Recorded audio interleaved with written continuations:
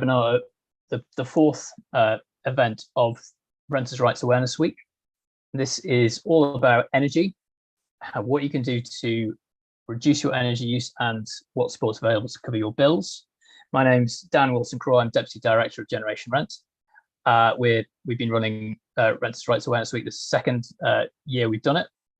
We are very pleased to have on this webinar Peter Smith from National Energy Action, the fuel poverty charity, and Rebecca Dibb-Simpkin from Octopus Energy, the energy supplier. They're going to be talking us through basically everything there is to know about energy, particularly given in the past years so much has changed. Prices have gone up, but we've also had a big round of financial support from the government. They'll be helping us to understand that. We'll ask them. There'll be an opportunity to ask questions. If anything, if you'd like to hear any more from them. I should say that we won't be able to give personal advice. We do have some links on our website, where you can go for individual advice, but they are experts. They'll be able to help answer some questions you have if they can apply to everyone. If you have a question, please put it in the Q&A, which you'll see at the bottom, and I'll ask those to the panelists once we've heard from them. So first up, we've got Peter from National Energy Action. Thanks very much, Dan, and good evening to everybody.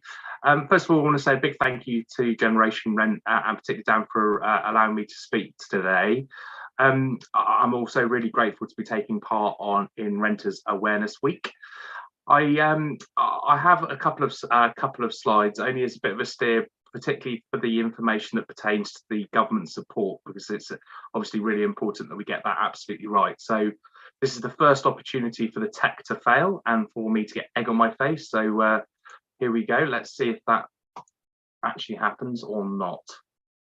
Okay, should be comfortable with doing this by now.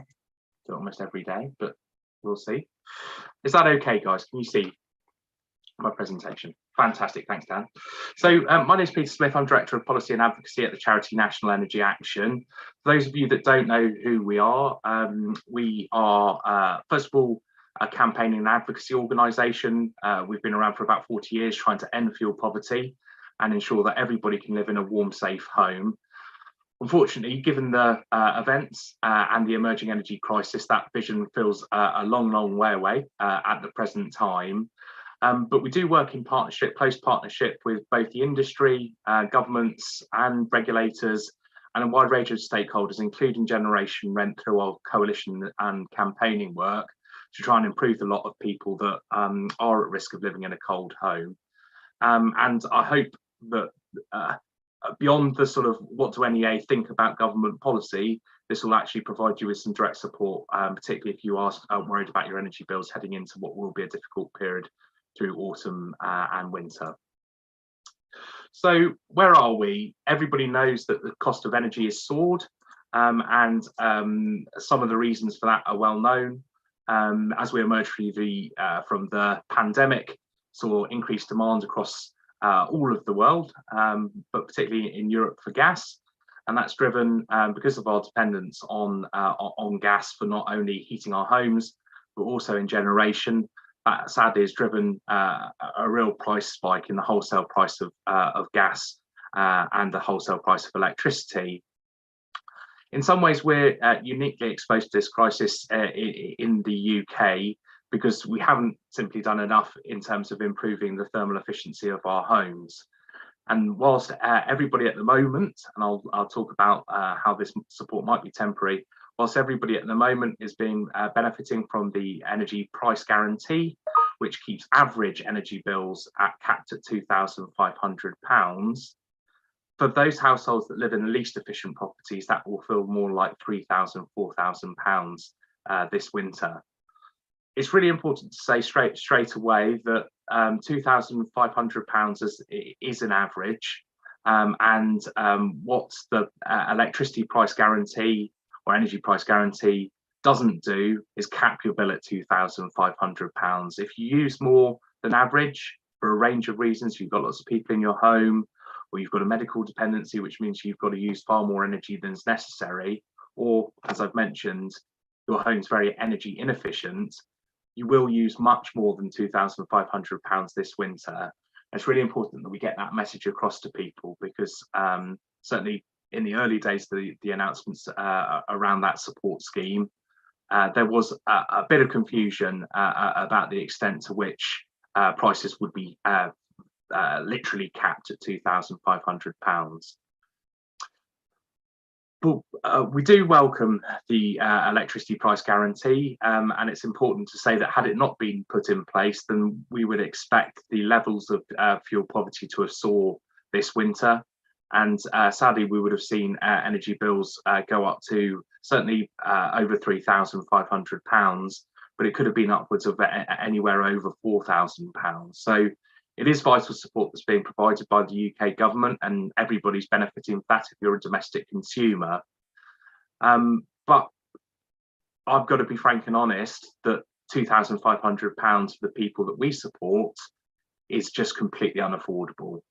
It's in no way going to mean that low-income and vulnerable households who are already struggling even before this energy crisis are going to avoid the worst impacts of not being able to heat their homes. And some of you on the call tonight might be in the unfortunate position that you are also struggling. And I hope the rest of my presentation will provide you with a bit of a steer in terms of the support that has been made available by government.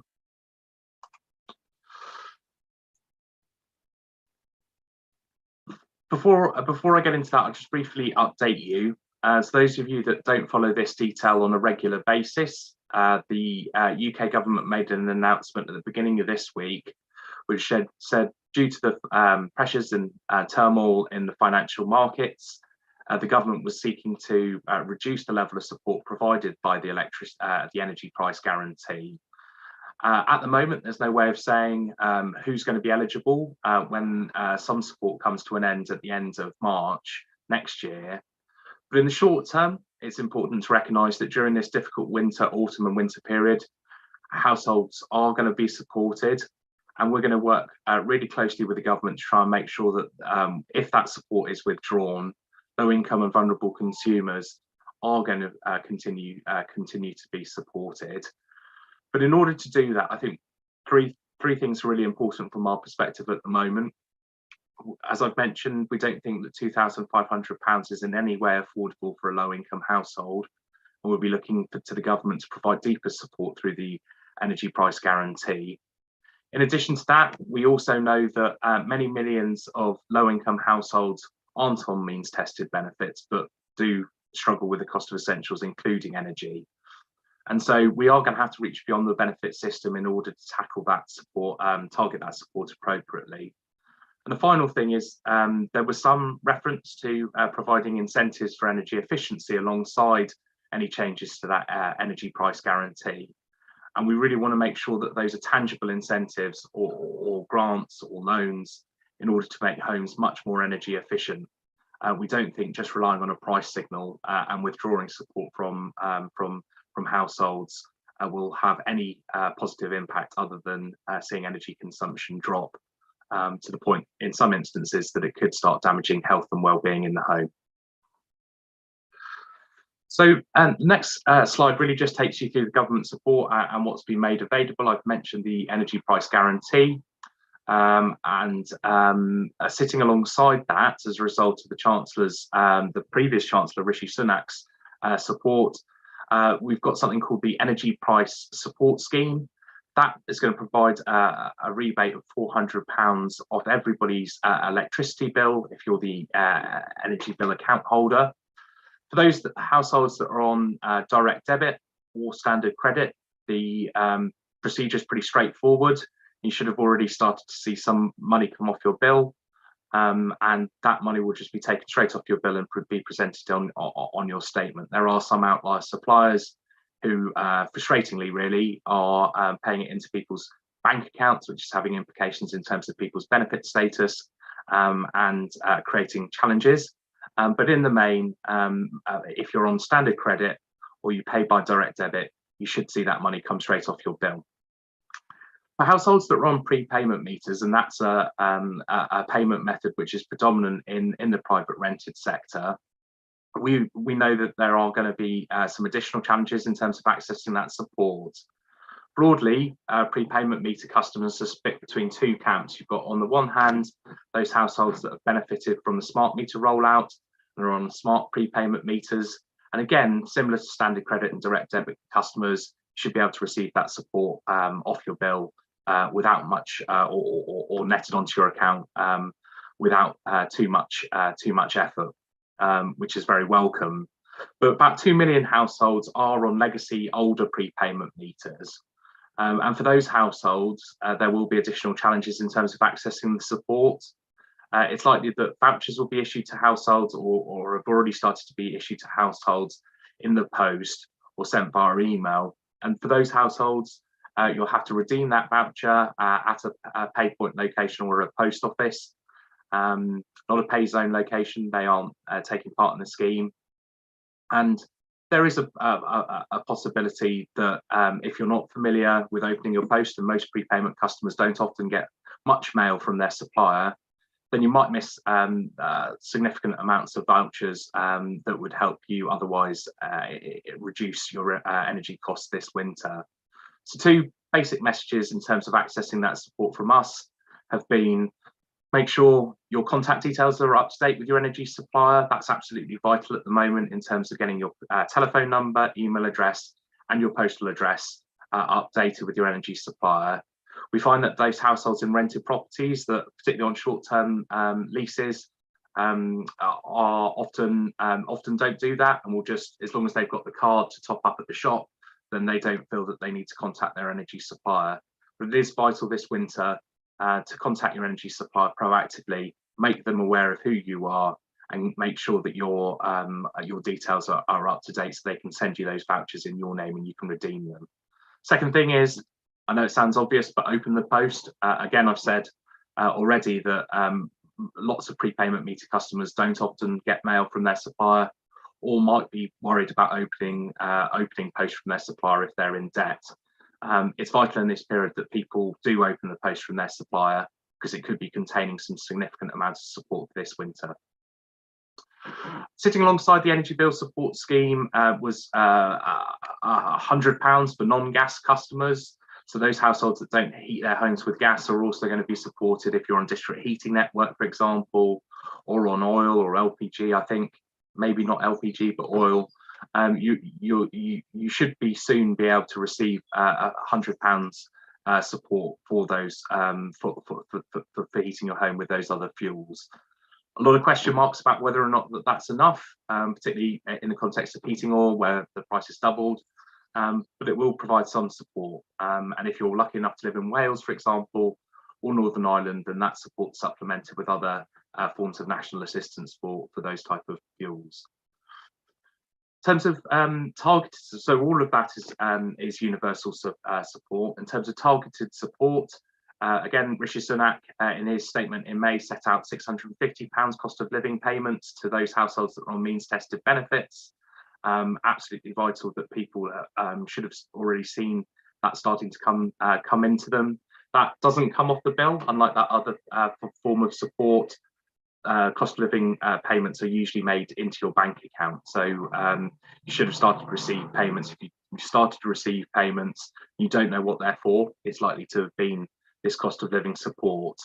And there isn't a huge amount that you need to do to access that support, other than just to say it should be saved and used, particularly through this autumn and winter period, to spend on energy.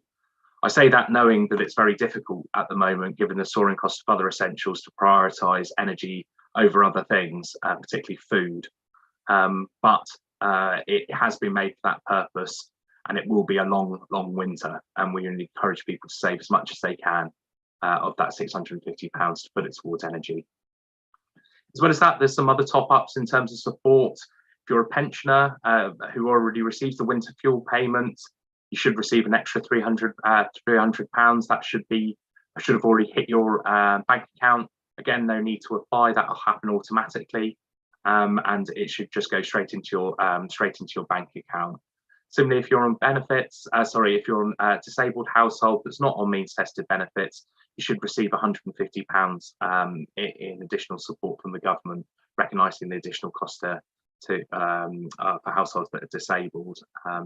Whether or not that's enough is again another moot point. And then there's been some changes to the Warm Home Discount Scheme. If you're familiar with this programme, the Warm Home Discount Scheme provides an automatic rebate if you're a poorer pensioner that's on the guaranteed element of pension credit. Again, that money comes straight off your bill and you don't really need to do anything. Your information is shared with DWP and they'll do that automatically on your behalf. Previously, under the Warm Home Discount Scheme, working age households low-income households would have had to apply for their energy supplier through something called the broader group to receive the rebate. That has changed this year, or will be changing this year, and will be more automated. If you've previously applied to your energy supplier and you're a low-income household, but you aren't on means tested benefits, but you've still been able to access that support, unfortunately, we don't feel that you're likely to receive that support this year. The sort of automated broader group, or core group 2 as it's known in a wonky industry, is going to be provided only to those households on means tested benefits. A further change is to retarget that support on those households that have higher than average energy costs, and there's a range of ways in which the government's sort of assessing that on your behalf. But we are expecting that to result in a lot of people that were previously eligible under the broad group no longer receiving support, unfortunately. That's again something that we're continuing to raise with the government and hoping that they change their mind on. And then sitting finally alongside all of that, it is continued support through your local authority through the Household Support Fund. Household Support Fund can provide assistance for energy, but it can also provide assistance for free school meals for kids, or help defray the cost of essentials like clothing, and I think in some instances it's being used to support people with that are struggling in terms of their rent. But Dan, you might want to correct me on that if I've got that around my neck. So beyond that support, government's doing a little bit more on energy efficiency, but not enough. And I'll talk a little bit. I've only got a couple more minutes, but I'll talk a little bit about the support that we would like to see on energy efficiency now. So the previous slide that I've just skipped over is really highlighting the consequences of not. Okay. I don't know if that was something I've said, Dan, or the previous slide was. No, keep going. I'm not sure what happened there. Okay. Previous slide was highlighting the consequences of not living with energy in your home, and I've referenced one of them. If you've got a health condition, particularly a respiratory or a circulatory problem, your health can be badly damaged by living in a cold home. So we'd encourage you, despite it being incredibly difficult, particularly this winter, if you have got a health condition, to continue to heat at least one room appropriately. And that means keeping it above certainly 15, 16 degrees.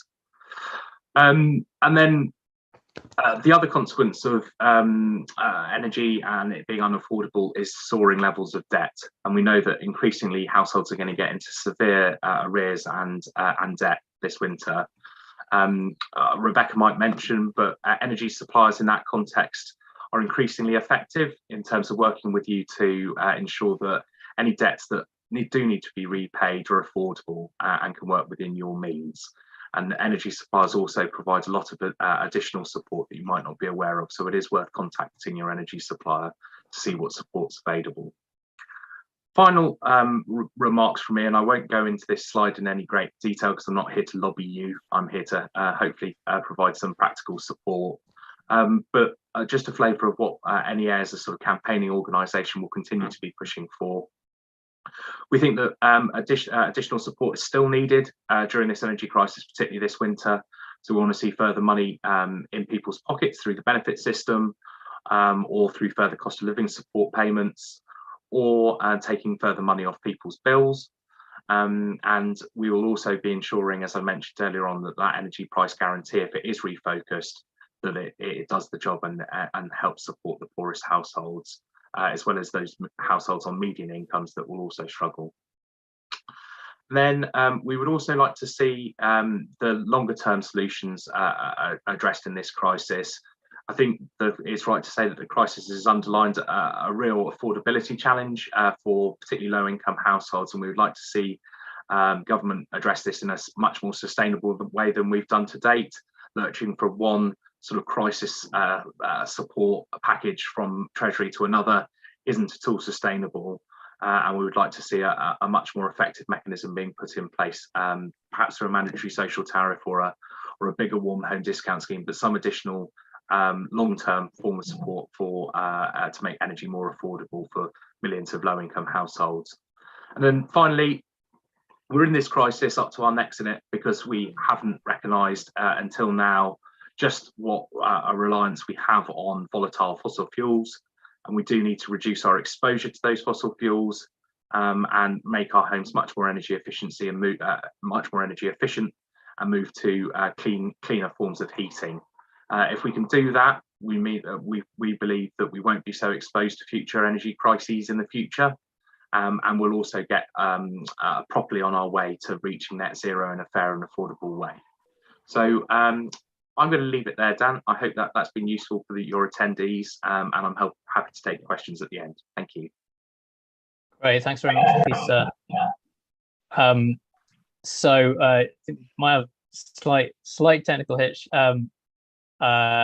but we are still live streaming on YouTube, so hopefully that'll be fine. Rebecca, yes. Can I turn to you now? Yes. Can you, please let us know what Octopus is doing, what people yes. Realize Octopus is just one energy supplier. What sorts of things are you doing to support your customers? Yes, well, thank you very much for inviting me to be here today. And thanks to Peter, an incredibly useful set of slides going through the status as it is, which is incredibly high wholesale energy prices. The cost of the energy that we buy on the global market as an energy supplier is still 5 or 6 times what it was a year ago. Octopus has never made a profit deliberately. We've always priced below the price cap. We've always passed as much back to customers in low prices as we can, but we can't make the high prices go away. We wouldn't be in business, and around 30 energy suppliers went out of business last year because of this volatile market. We're a big stable business, and so we are here to stay, but it's very difficult. And we speak to 30 or 40,000 customers a day. We have 3.5 million customers, and we know that people are very worried about this winter. The support packages are a great step for many people, that they have brought prices down quite significantly, and the payments that you'll get, but absolutely appreciate that it won't go all the way to everyone. And that's something that we do here every day. I think, first of all, I'd just like to say that renters have the same rights when it comes to if you pay your energy bill, you have the same rights as anybody renting or owning their own home. There's no difference. If your landlord pays the bill, it's slightly different, but some of this benefit should still be passed down to you. But if you are paying the bill for your energy, then you are entitled, for example, to ask for a smart meter to put in to monitor your energy usage. It's polite to let your landlord know about that. There may occasionally be things in your contract where there's a limitation of where you might put a smart meter, for example. But the regulation states that a landlord should enable you to do that. And all of these benefits, as discussed, should come to you as a bill payer if you pay the bill and not as the landlord. The energy company has the relationship with you as the bill payer. To us, as long as you're that person paying that bill or named on that bill, we won't have a relationship with the landlord. So that's the first thing to know. I think the second thing is that all energy companies have support packages for customers who need it, who are vulnerable, who are struggling with their finances. And it is critically important that if you're worried about your bills, you reach out to your energy company. If you are not putting your heating on because you're worried about bills, that is the same. right? You know, it is not healthy to not have heating on. Homes need to be heated to 15 degrees and above to prevent mold buildup, you know, and really ideally kind of above 20 degrees for a living space. So, you know, we do, it is a worry if customers aren't contacting us because they, you know, they don't think there's help available. There is help available. Octopus has a very big support package. So we have £15 million put aside in what we call our Octopus Assistant Fund, which we can use to help people manage their bills. We have an electric blanket giveaway program. So we have 10,000 electric blankets for customers who are particularly vulnerable, those who are immobile, very elderly, with particular health conditions affected by the cold, where we will give you one for free as long as they last. We can't give one to everyone immediately. We have lots of energy saving and energy efficiency saving advice about what you can do practically in the home to make your money go further. You know, we can arrange payment holidays. What we will not do is, if you're talking to us about struggling with your bills, we will never come and cut you off. That doesn't happen. You know, we are here to support customers, talk to customers, and be available to them. And other energy companies would say the same. So I think the number one thing I would say to people is that know that if you're paying the bill, you have the same rights as anyone else and the same rights of support, and your energy company is here and will be here to, you know, to support you, and there is support available.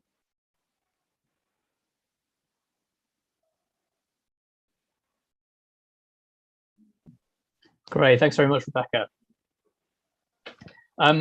So that's we'll turn to questions now.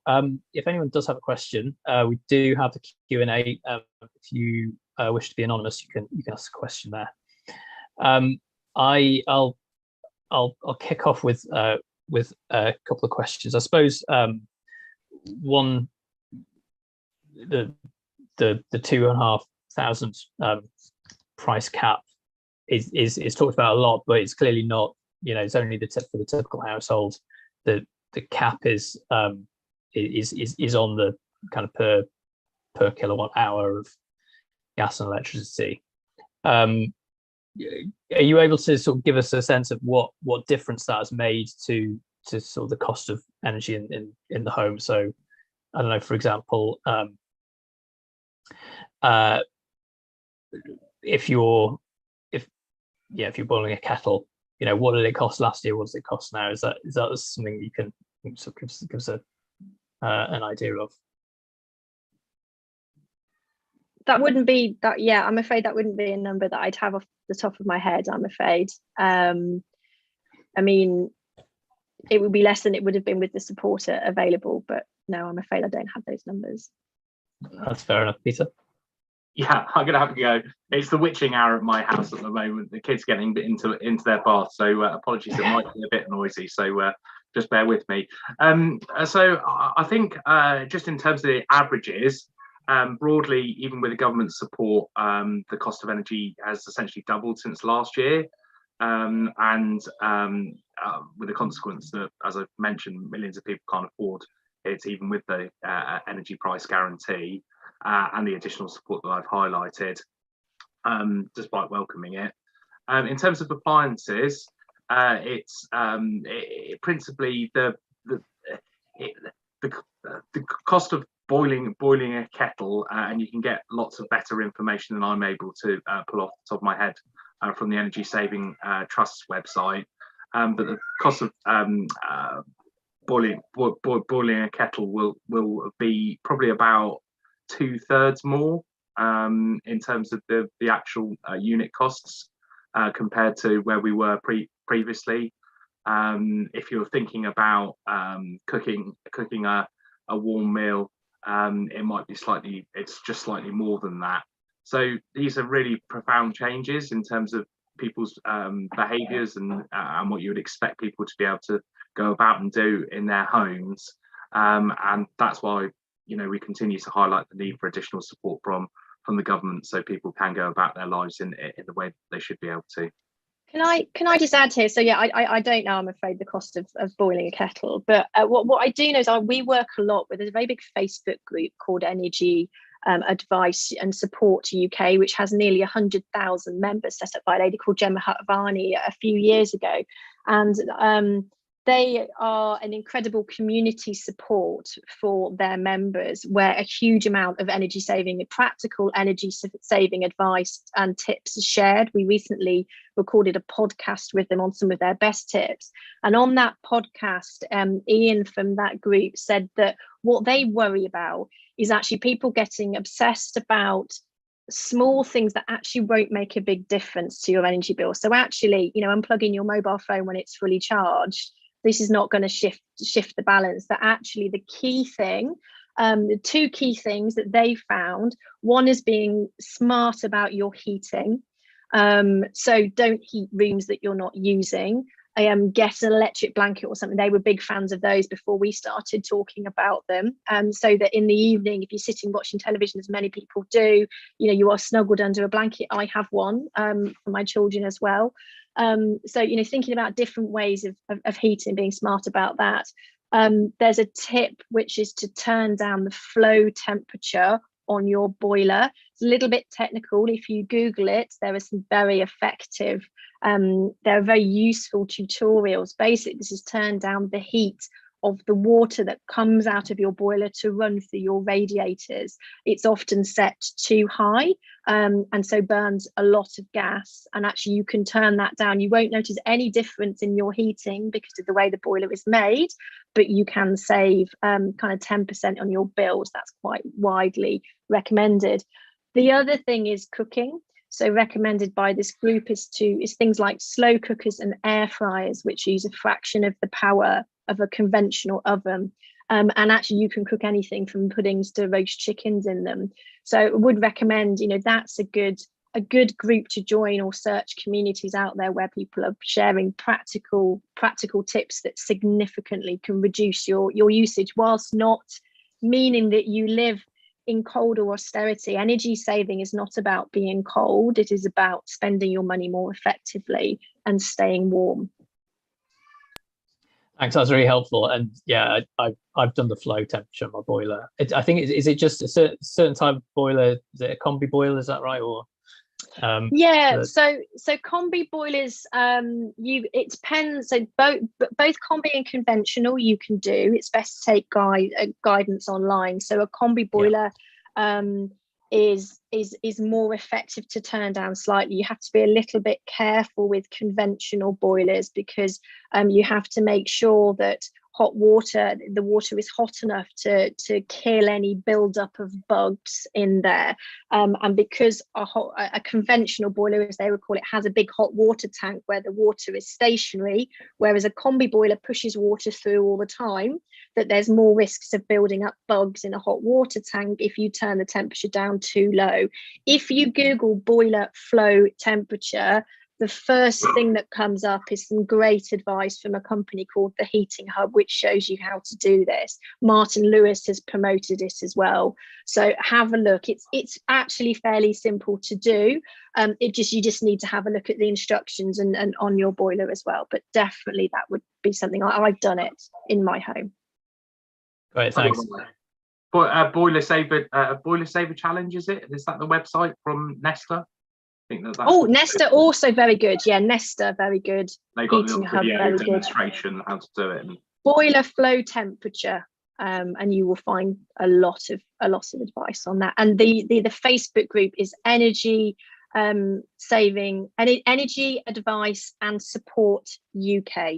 Energy Advice and Support UK, which I can thoroughly recommend. I was a member before we started working with them as a business, because I'm always looking for organizations who are trying to support customers as we do, but sometimes as a business, obviously we focus most on our customers.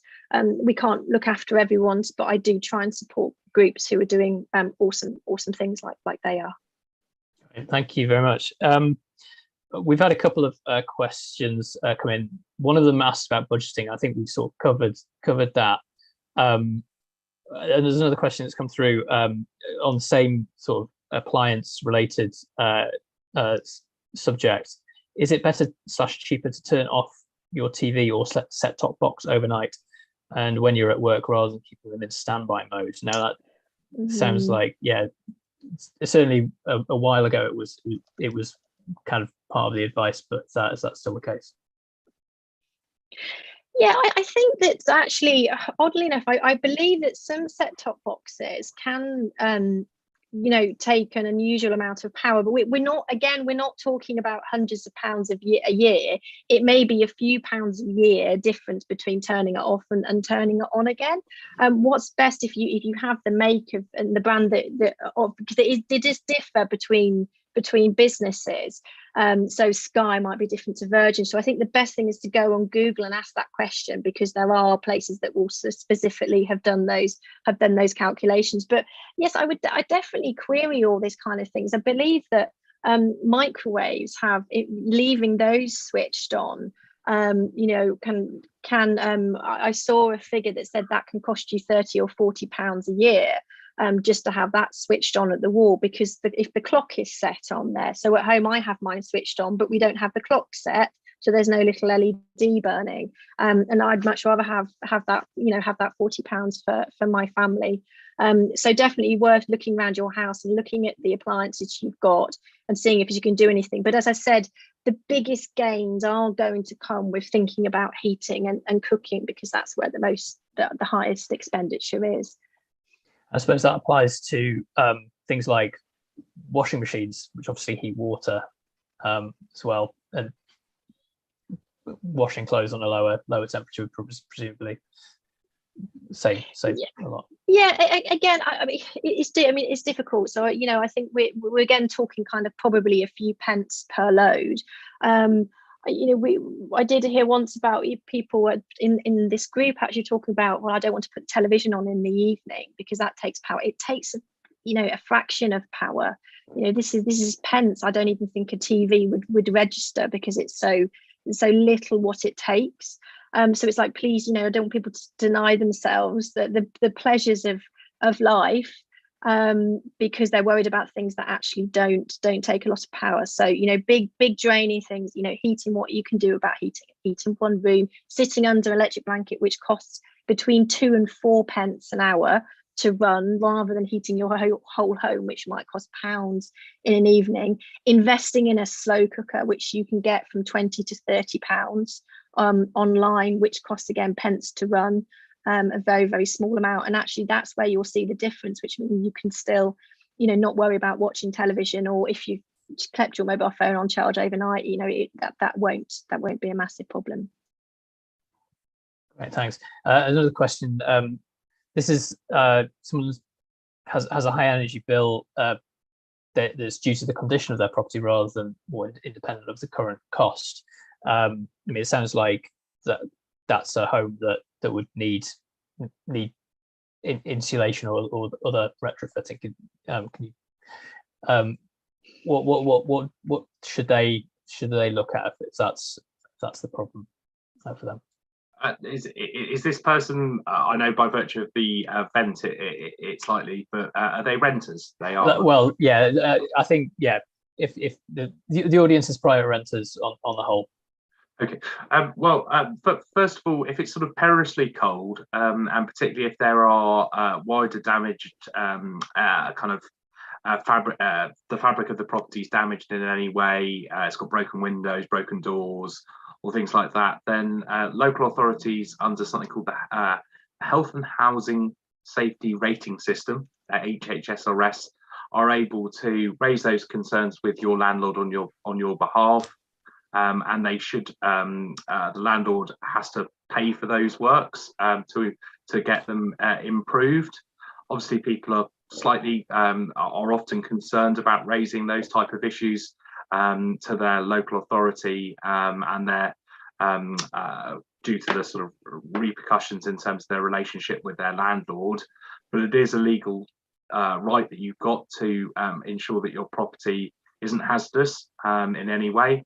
So that does also pick up basic things in terms of energy efficiency, the functioning of the heating system, and the quality of the sort of fabric of the building in some instances. In addition to that, if a property is F4G rated as an EPC, Energy Performance Certificate rating, Again, there's a legal obligation on the landlord to improve that property to at least an E. Again, your local authority, if you do think that your property is an F or G rated property, your local authority should be enforcing those requirements on the landlord to ensure that they spend at least, I think it's £3,500 to try and bring that property up, so it's less energy inefficient. And there is discussion at the moment on the extent to which those minimum energy efficiency standards, as they are called, might be extended still further. One of the things that often helps support landlords in terms of making them more energy efficient is whether or not there's any grants that they can access, or that you can highlight to your local to your landlord that they can access on your behalf. And some local authorities are offering support to privately rented properties. So again, it's worth checking with your local authority if there is any support for landlords to improve their properties. Thanks.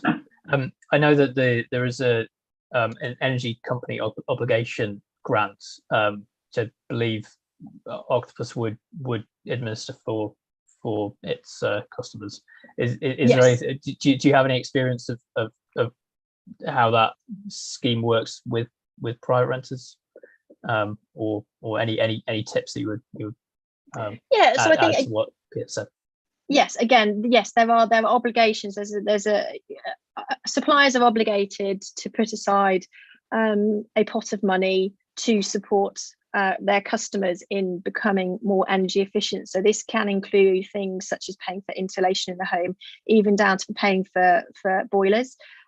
It tends to be earmarked for those on benefits, and who are able to pay a deposit or a small amount towards that. Certainly we would deal with, if you are paying the bill, then you are our customer. So that we would have that conversation with you from that perspective. If we were putting something in the home, then we'd need the permission of the landlord. We'd assume that you had the permission of the homeowner to do that. Although in our experience, if you're if there's money being spent to improve a home, landlords are generally amenable to that. Although Dan, you're better expert as to whether the energy company should pay for that, or if the home is substandard, whether that needs to go back to the landlord to improve. Yeah. Yeah, it's I mean, I would say, just to add to what you both said, one of the things that that the HHSRS set of standards that your landlord has to abide by,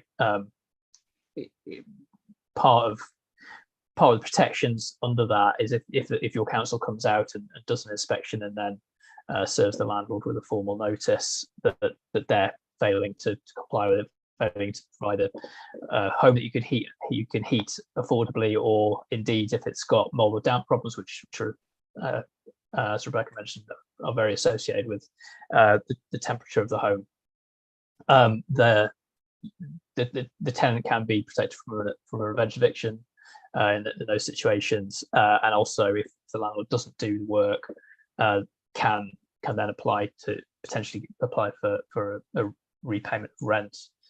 So there are some protections, but it does depend on the council stepping in and acting in the tenant's interest, which not all councils will always do that.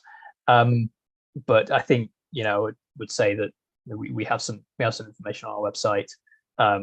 If you are in that situation, we've done some, this is an issue that's come up in previous events this week as well. It's quite a sort of common issue where tenants can find it difficult to raise this with their landlord.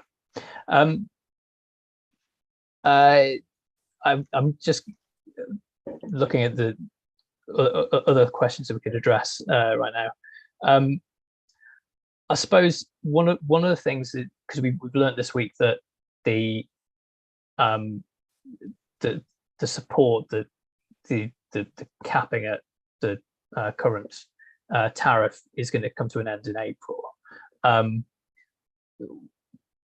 until we've got an idea of what the government plans to do for more vulnerable households, as the Chancellor has said, what can people expect? Maybe if they're not,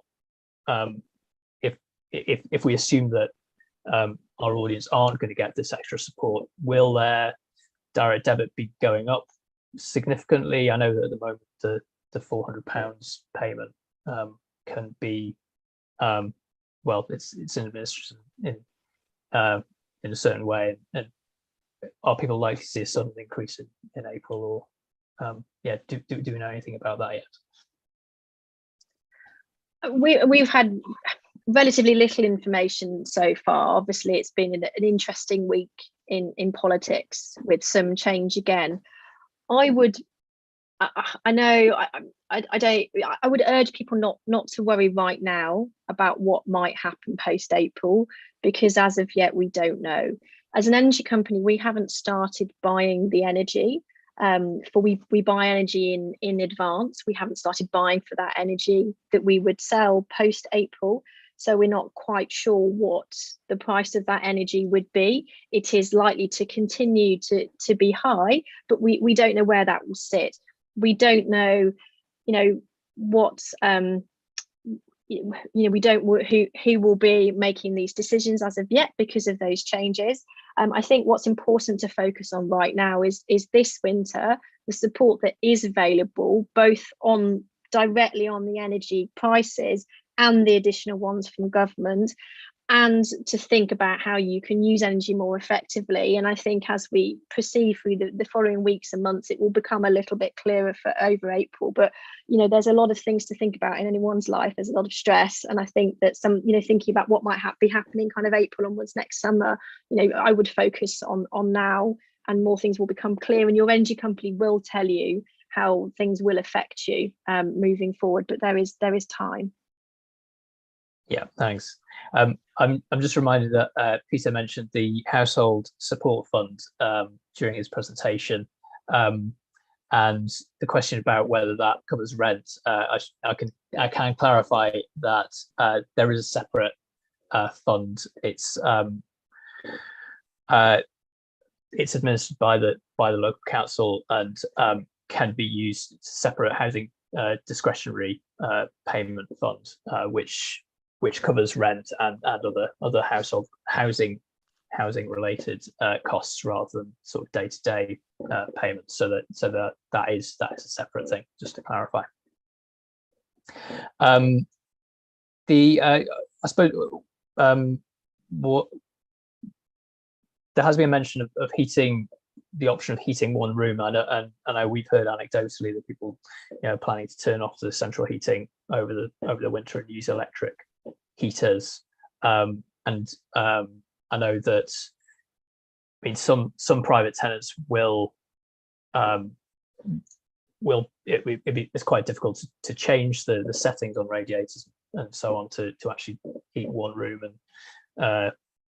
isolate the heating into one room. And what are the options there in terms of is it sensible to use an electric heater given that electricity is more expensive than gas? Well, I think you've just mentioned it. Yeah, the electric heating is probably currently one of the most expensive ways that you can heat your home, particularly if it's resistant sort of fan heaters. So we wouldn't suggest that is a thing that you should do. In addition, if you've got different temperatures in different bits of your property, particularly if you've got circulatory problems, that sort of zoning of temperatures or change in temperatures as you walk from one bit of the house to the other can be really difficult. And in terms of your the impact that has on your blood pressure and your heart, and that's often where sort of strokes occur.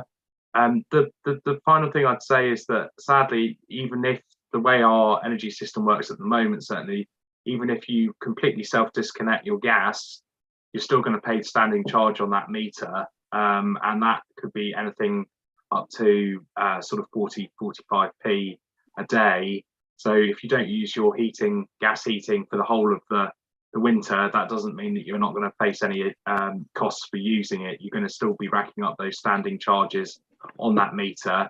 And when you're next in a fortunate position that you can, or you do want to use that gas for heating, or for cooking, or for having a hot bath, or whatever it is, you're going to need to pay those standing charges and clear those before you can access any units of energy, particularly if you're on a prepayment meter. So yeah, it's a really difficult thing. I can understand why people do it, but often it leads to sort of perverse outcomes.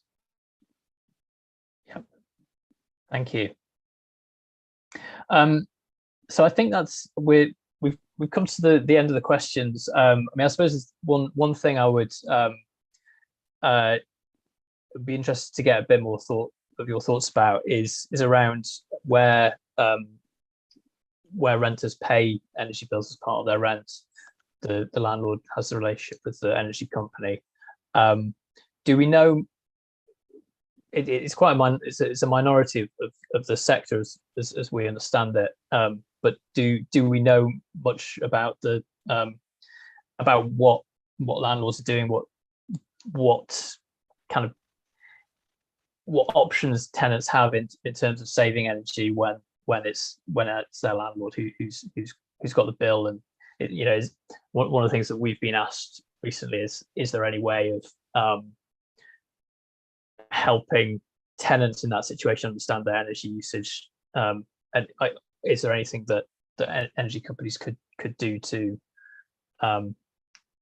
work with those sorts of households? We have, as I said earlier, we have the relationship with the person who pays the energy bill. We are slightly agnostic to the person, to whether their status within the home. That's who we have that relationship with. So I believe that some of the government mandated support, and again, you'll be more of an expert than I am, should be passed down to the tenant. And certainly I would feel that a landlord who pays the bill shouldn't be then insisting that the tenant lives in a cold home or can't use that energy. If you're living in a home, you're entitled to keep it at a temperature fit for human habitation. But it would be difficult for us to comment on an account that we didn't, that where the tenant wasn't the bill payer because of that relationship. So you're absolutely right, Rebecca, in terms of the government have taken powers, as I understand it, to ensure that where the bill's being paid by the landlord, particularly if it's an HMO property, house of multiple occupation, that will be passed through to the tenant, which is a welcome step. I don't know if that legislation is actually passed or not yet, but Dan, I don't know if you know. No. It is welcome that will be the case. A couple of things you can do, particularly again if you're in an HMO property. Often you don't have much choice about where you are put if you're in a house of multiple occupation, and in some ways you're made to feel that you're lucky to have a roof over your head, particularly if you're coming from a position of being homeless, for example. But you can ensure a couple of things.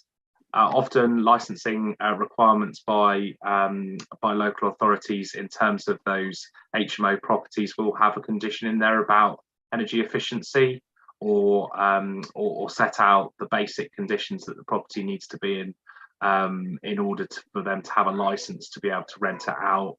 And there's obviously a lot of stuff out there about selective licenses and the extent to which those are appropriate tools to sort of increase the quality of those type of properties. But there are mandatory license condition requirements which you can review, which some of them do contain energy efficiency stuff. And the final thing is that if your landlord is paying the energy bill, they've got no better incentive at the moment to improve that property. If they're spending huge amounts of money on energy, unlike a traditional sort of relationship with a tenant, there's no split incentive, and the landlord should be looking to reduce their outgoings. So we'd hope that they would look at energy efficiency measures and that type of thing. Yeah, that's a really good point. Thanks for making that. I would say that when I think a lot of people in this situation might also be getting a rent increase or being asked to pay more rent. We've got some advice on the website about what to do if your rent is if your landlord wants to put up with the rent. One of the challenges is really to understand how much their energy costs are going up, and how you can make sure they're passing on the £400. That's all we've got time for, I'm afraid. But I would like to just remind viewers of the various ways you can get involved with Generation Rent. So if you haven't already signed up and you don't already get our emails, you can sign up on this link and hear more about our campaigning. If you've got an experience you'd like to share with us, we have a website, Vent Your Rent, where you can do that and you can see what other people are going through in different parts of the country. We have a renters panel where you can speak about, provide your views and experiences, your opinions about things that we're doing, about what the government's doing. We've recently had a very good focus group with members of the renters panel and the Department for Levelling Up. So we'll be doing more of those. So you can sign up for that if you're interested. You can help us campaign online by volunteering at the link to volunteer. And then finally, if you have any spare cash, and I realise that times are tight, so this might not be relevant for you, but we do accept donations. I would just like to thank our two panelists, Rebecca Dibsimkin and Peter Smith, for your wonderful expertise. I think that was a really helpful session, and I've learned a lot. I hope everyone watching has too. Thanks very much, Dan. Thanks a lot. And we've got a couple more events. So if you're